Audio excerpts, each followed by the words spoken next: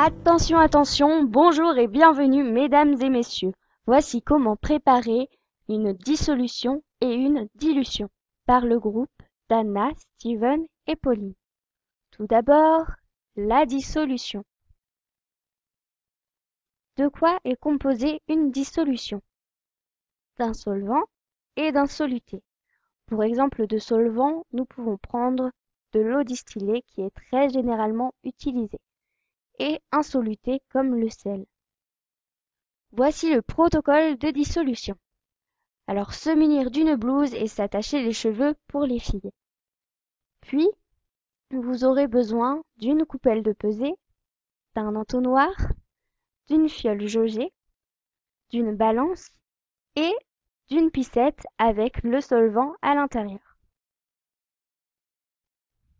Placez la coupelle de pesée sur la balance, puis appuyez sur le bouton Start afin de remettre la masse à 0. Puis pesez la quantité de soluté dont vous avez besoin.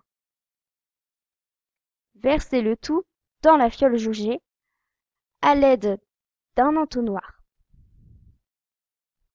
Puis, remplir jusqu'au col avec de l'eau distillée qui est généralement utilisée encore, tout en rinçant la coupelle de pesée et l'entonnoir comme vous pouvez le voir sur la photo.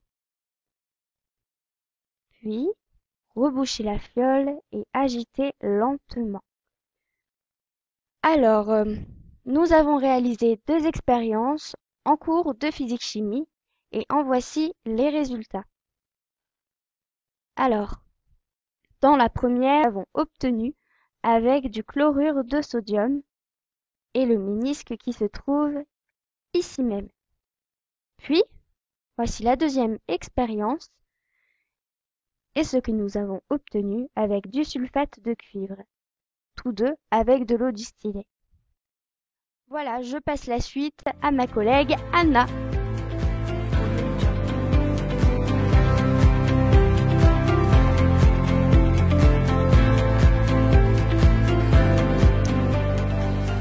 Et maintenant, nous allons vous présenter la dilution. Tout d'abord, qu'est-ce qu'une dilution? Une dilution, c'est une solution mère, comme le sirop de grenadine, à laquelle on ajoute un solvant. Il faut que ce soit le même que la solution mère, comme par exemple l'eau, afin d'obtenir une solution fille, comme la boisson de grenadine.